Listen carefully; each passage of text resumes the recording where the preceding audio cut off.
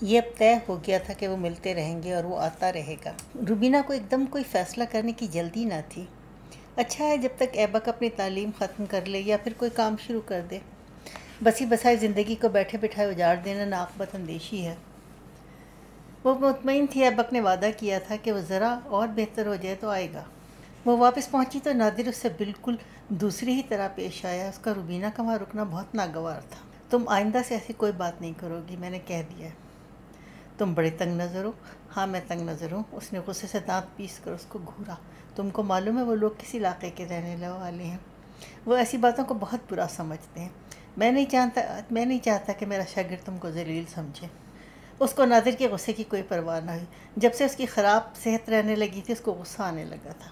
پھر انہی دنوں رابعہ آ گئی تو معاملہ رفع دفع ہو گیا۔ رابعہ کو نادر کی صحت میں بہت فرق نظر آیا تھا۔ وہ بہت غیر مطمئن اور دبلا ہو رہا تھا۔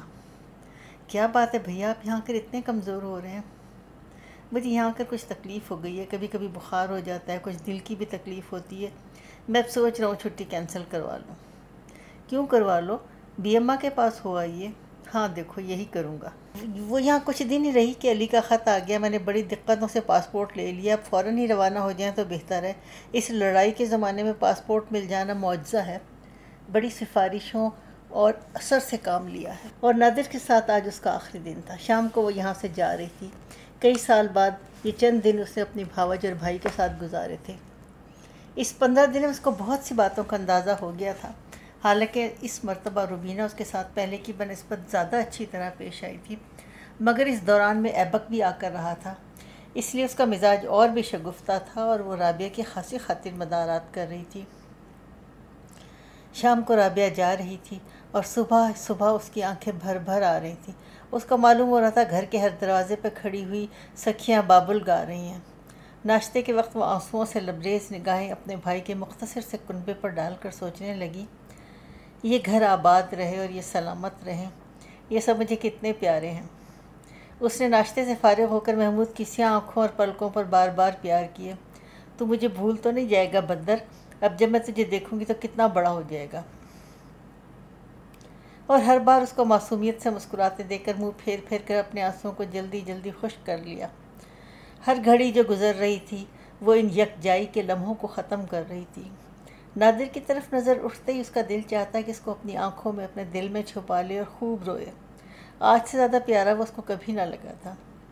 روبینہ رابعہ کے جانے اور سامان سفر کو دیکھ کر کئی سال پہلے کے جذبات سے جو دو چار تھی، وہ اتنی رنجیدہ اور غمگین تو ہو ہی نہیں سکتی تھی۔ پھر بھی اس کے گھر والے اور وہ بہت رنجیدہ تھے۔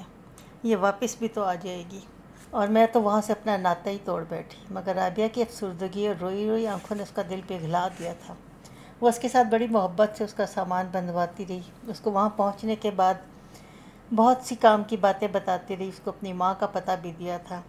پھر جب وہ اپنے بھائی کے پھاٹک سے باہر نکلی تو اس کا دل ڈوبنے لگا اور ذہن میں بابل کے گیتوں کے سینکڑے بول گونج اٹھے۔ یہ دیس، یہ گھر اور فضا اس کے بابل کی نہ تھی، لیکن یہاں اس کا بابل جایا ٹھہرا ہوا تھا۔ اس کی حفاظت اور عافیت خواہی کے لیے وہ ہر گھڑی دعا کرتی تھی۔ اس نے ایک بار مڑ کر گھر کی طرف دیکھا اور سسکیاں لے لے کر رونے لگی۔ نادر نے اس کو بڑے پیار سے اپنے بازوؤں میں لے لیا۔ ارے پگلی، اب کیا ہر دفعہ اتنا رویا کرے گی؟ وہ مسکرا رہا تھا مگر اس کا دل اس کے لیے کڑھ رہا تھا۔ دیکھو اب یہ کب آئے اور کیا ہو؟ اس نے پھر پیار سے پوچھا، ارے بول، ہر بار اتنا ہی رویا کرے گی؟ اس نے روتے روتے اس بات میں سر ہلا دیا۔ تب تو بڑی مشکل آئے گی۔ دیہاتی لڑکیوں کی طرح محلے کیا شہر کی آخری سرحدوں تک روں روں کرتی جایا کرے گی۔ وہ ہنسا۔ اس کے رونے اور ہچیوں میں اضافہ ہو گیا۔ اچھا اب تو چپ ہو جاؤ، ہم سب تمہارے ساتھ کالکا تک چل رہے ہیں، پھر گاڑی میں بیٹھ کر دل لگا کر رونا۔ کالکا پر جب وہ سوار ہوئی تو نادر کے دل پر ایک گھونسا سا لگا۔ پتہ نہیں اب وہ اس کو کب دیکھے گا، پتہ نہیں اب زندگی میں نظر بھی آئے گی۔ اس نے بار بار اس کے بالوں اور پیشانی کو چوما اور رابعہ نے چپکے سے کوئی دعا پڑھ کر اس کو دم کر دی۔ روبینہ ان کے قریب آئی۔ نادر بس اب اس کو اتنا پریشان مت کرو، اس کو تنہا سفر کرنا ہے۔ وہ جھکی اور اس نے رابعہ کو پیار کیا اور خدا حافظ اور یہ کہتے بے اختیار اس کی آنکھوں سے آنسو ابل پڑے۔ رابعہ نے پلٹ کر اپنی بھاوج سے بڑی التجا سے کہا، میرے بھیا کا خیال رکھنا۔ بھاوج نے پلٹ کر اس کے بھیا کو دیکھا اور خاموش ہو گئی۔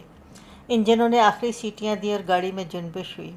رابعہ نے کھڑکی میں سے منہ نکال کر ان کو اس حد تک دیکھا کہ کہ وہ 3 ننھے ننھے نقطے معلوم ہونے لگے۔ ایبک جب وہاں سے چلا تو اس کو محسوس ہو رہا تھا وہ کسی تاریک زندان سے نکل کر بھاگا ہے، گویا کسی فوق العادات قوت نے اس کو اندھیری باولی میں قید کر دیا تھا۔ وہ منو بوجھ تلے دبا ہوا تھا۔ ارے معاذ اللہ، وہ گھٹن، وہ ضمیر کی ملامتیں اور وہ جذبات کی ہلچل، ایک طرف عمر بھر کی تنقین، اصول اور قدریں، دوسری طرف کاروبار عشق۔ وہ وہاں سے سارے دن کے ارادے سے گیا تھا۔ اس دن روبینہ نے سے جو باتیں کی تھیں انہوں نے اس کی ضمیر کی آواز اور نادر کے لحاظ کو کچھ کم کر دیا تھا، اس لیے وہ اپنے تمام ارادے توڑ کر پھر وہاں گیا تھا۔ ابھی پوری طرح اس کو طاقت بھی نہیں آئی تھی اور وہاں جا کر وہ پھر بیمار ہو گیا تھا، جس کی وجہ سے اس کو وہاں کئی دن رہنا پڑا۔ وہ وہاں جا کر اپنے عزم نو بھول گیا، وہ ہمت جو اس دن روبینہ کے آنسوؤں نے اس کے اندر پیدا کر دی تھی، نادر کی محبت اور خلوص نے ختم کر دی۔ اب وہ اپنے اندر پھر وہی کٹھن، کشمکش اور الجھنیں محسوس کر رہا تھا۔ نادر سے زیادہ اس کی بہن کی موجودگی نے اس کی ہمتوں میں اور بھی پستی پیدا کر دی تھی۔ وہ اسے عجیب و غریب طرح سے متاثر ہوا تھا۔ اسے یوں محسوس ہوتا جیسے برسوں کی ریاضت کے بعد کسی پہاڑ کی گپھا میں سے نکل کر کوئی سنیاسی سامنے آ کھڑا ہو، تمانیت اور تکمیل سے بھرپور۔ کبھی کبھی اس کو دیکھ کر بڑی خوشی محسوس ہوتی جیسے وہ کوئی اس کی قریبی عزیز ہو اور وہ اس کو ہمیشہ سے جانتا ہو۔ جس روز وہ ان کے یہاں گیا تھا تو رابعہ باہر گئی ہوئی تھی اور دوپہری میں اس کو تیز بخار ہو گیا تھا۔ شام تک وہ غافل پڑا رہا، لیکن جس وقت وہ آئی تو وہ ہوشیار تھا۔ وہ اپنے بھائی اور بھاوج کو ڈھونڈتی ہوئی محمود کے کمرے میں آ گئی تھی۔ وہ دونوں اسی وقت اس کے پاس تھے۔ ایک اجنبی کو پلنگ پر لیٹا اور ان دونوں کو اس کی تیمارداری میں مصروف دیکھ کر ٹھٹک گئی۔ آ جاؤ آ جاؤ، نادر نے اس کو آواز دی، ہے میرا شاگرد ایبک ہے۔ ایبک نے اس کو سوالیہ نظروں سے دیکھا تو روبینہ نے اس کو بتایا، نادر کی بہن رابعہ۔ اس نے لیٹے لیٹے گردن گھما کر اس عورت کو دیکھا جو اب روبینہ کے قریب کھڑی تھی۔ 2 مختلف نسلوں کی یہ عورتیں ایک دوسرے سے کتنی مختلف تھیں۔ ایک برف کا شفق گوں مجسمہ تھا اور دوسری کندن میں ڈھلی ہوئی مورت۔ ایک کو دیکھ کر معلوم ہوتا کہ بلوری جام میں 2 آتشہ شراب بھری ہوئی ہے اور دوسری کا وجود ایک پراسرار الوہی نغمہ جو سننے والوں پر بڑی مقدس کیفیت طاری کرتا تھا۔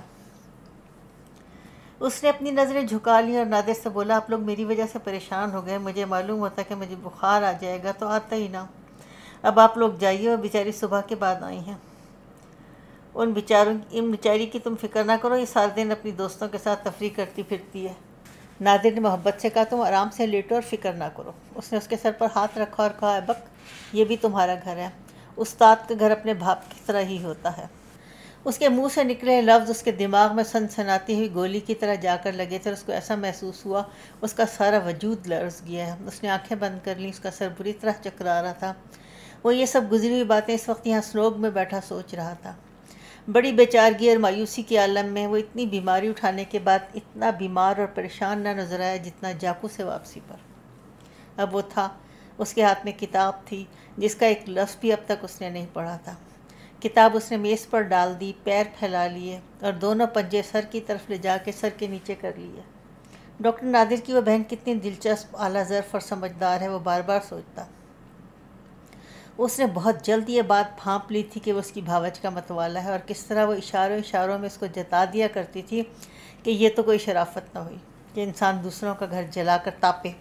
وہ بات خدا جانے کس طرح کہہ جاتی تھی، سننے والا یہ سمجھ بھی نہ پاتا کہ اس کی کون سی بات دل میں تیر کی طرح جا کر پیوست ہو گئی ہے، لیکن وہ اس کی خلش ضرور محسوس کرتا تھا۔ وہ کتنی ہمدرد اور خیال رکھنے والی تھی۔ 3-4 روز میں ہی وہ یوں محسوس کرنے لگا جیسے وہ اس کی اپنی بڑی بہن ہو۔ وہ بڑی ہمدردی سے اس کی طبیعت پوچھتی اور جب وہ تنہا لیٹا ہوتا تو اس کو بہلانے کے لیے بڑی دلچسپ باتیں کرتی۔ ارے بھائی ایبک صاحب، یہ بیماری سے دوستی کیوں پال رکھی ہے؟ میں نے پال رکھی ہے یا اس نے مجھے دبا رکھا ہے؟ بھائی میرا تو خیال ہے خود ہی پال رکھی ہے۔ جو شخص ہر وقت قنوتیوں والا چہرہ بنائے رہے، اس کو بیماری لینے جانے کی کیا ضرورت ہے؟ بیماری اس کے پاس آپ آ جاتی ہے۔ کبھی وہ اس کو ایک نادان لڑکے کی طرح نصیحت کرتی، ارے بھائی ایبک سویٹر تو پہن لیا ہوتا ہے، بھائی یہ لڑکا تو سخت لاپرواہ ہے۔ وہ یوں کہتی گویا اس کی بہت بڑی بہن ہو۔ میں پوچھتی ہوں، کیا جان دینے کا ارادہ ہے؟ وہ ہنس دیتا، میں بڑا سخت جان ہوں، میری جانیوں آسانی سے کب نکل سکتی ہے؟ جان دینے کا کیوں شوق ہے؟ ٹھہرو میں تمہارے ڈاکٹر صاحب سے کہوں گی، بھائی ذرا اپنے شاگرد کے کان کھینچیں، بڑا بد احتیاط ہے۔ وہ چلتے پھرتے اپنے دلچسپ اور بے تکلف فقروں سے اس کو یاد دلاتی رہتی کہ تم اس کی شاگرد ہو جس کی بیوی کو تم بڑی دلچسپ نظروں سے دیکھتے ہو۔ غرض کے جو جوش و خروش اور جو جذبات اس وہ مرتبہ یہاں لے کر آیا تھا وہ دھیرے دھیرے رخصت ہوتے گئے۔ جب بھی روبینہ اسے تنہائی میں ملتی وہ اس کے ساتھ بڑے اکھل کھرے پن سے ملتا اور ہر طرح یہ کوشش کرتا کہ وہ جلد سے جلد اس کے پاس سے اٹھ جائے۔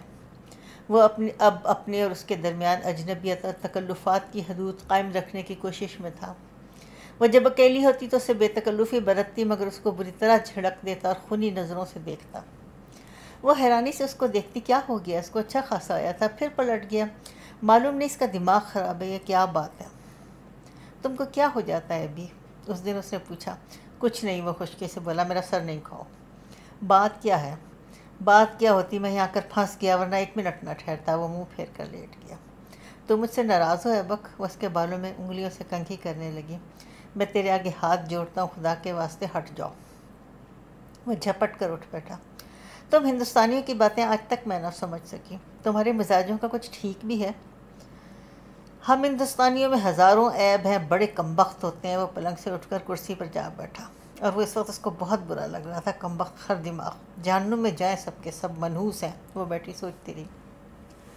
یہ کہا کہ اس کی نظر ایبک پر پڑی۔ وہ صرف قمیص پہنے تھا، اس کا سویٹر پلنگ پر پڑا تھا۔ بد نصیبہ پھر نمونیا کرے گا خود کو، اس نے غصے سے سوچا اور سویٹر اٹھا کر اس کے پاس آئی اور نسبتاً دھیمے لہجے میں بولی، ایک سویٹر پہن لو ورنہ سردی کھا جاؤ گے۔ اور یہی تو اس کی دکھتی رکھ تھی۔ وہ اس قسم کے چھوٹے چھوٹے خیالوں کا بھوکا تھا۔ اس بھری دنیا میں کون کسی کو پوچھتا ہے؟ پھر بھی اس کی بد مزاجی میں کمی نہ آئی اور وہ روٹھا ہوا بیٹھا رہا۔ لگ جانے دو سردی تمہاری بلا سے۔ وہ بڑی زور سے چلائی، کیوں لگ جانے دوں؟ آخر تم اتنے ضدی کیوں ہو دیوانے کہیں کے؟ سویٹر تم کو پہننا پڑے گا، چلو اٹھاؤ اور پہنو ورنہ۔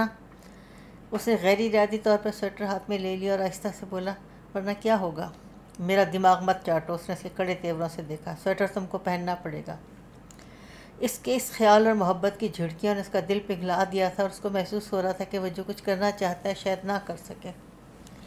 اس نے سویٹر پہن لیا اور اس کی طرف یوں دیکھا جیسے پوچھ رہا ہے، ٹھیک ہے؟ ہاں اب ٹھیک ہے ابھی، تم بعض اوقات بڑے ضدی ہو جاتے ہو۔ محمود اگر ایسی ضد کرے تو میں اس کو سخت سزا دوں۔ وہ اس کی کرسی کے ہتھے پر بیٹھ گئی۔ اس نے اس کی گود میں اپنا سر رکھ دیا۔ پھر تم مجھے سخت سزا دے لیا کرو۔ ہاں اب یہی سوچا ہے۔ اس نے اس کے بالوں کا پیار سے جھنجھوڑ ڈالا۔ وہ اس وقت اس قدر مطمئن اور آسودہ تھا جیسے اس کو کبھی عورت کی توجہ اور محبت کی کمی کا شکوہ رہا ہی نہ ہو۔ اور پھر ایبک نے بے کلی سے سوچا اور سر کو جھٹکا دیا۔ پھر کیا ہوا تھا؟ جب وہ دونوں بہن بھائی شاپنگ سے واپس آئے تو وہیں سے دونوں کے ہنسنے اور باتیں کرنے کی آوازیں آنے لگیں، اور اب روبینہ ان کے پاس تھی۔ اور پھر وہ سونے کی بالیاں پہنے، زرد رنگ کی مدراسی ساڑی میں، ہنستا ہوا چہرہ، پیکٹ اور چیزیں ہاتھ میں لیے اسی کی طرف آ گیا۔ محمود جانی کہاں ہو تم؟ اس نے محمود کو وہیں سے پکارا۔ دیکھو ہم تمہارے لیے کیا لائے ہیں۔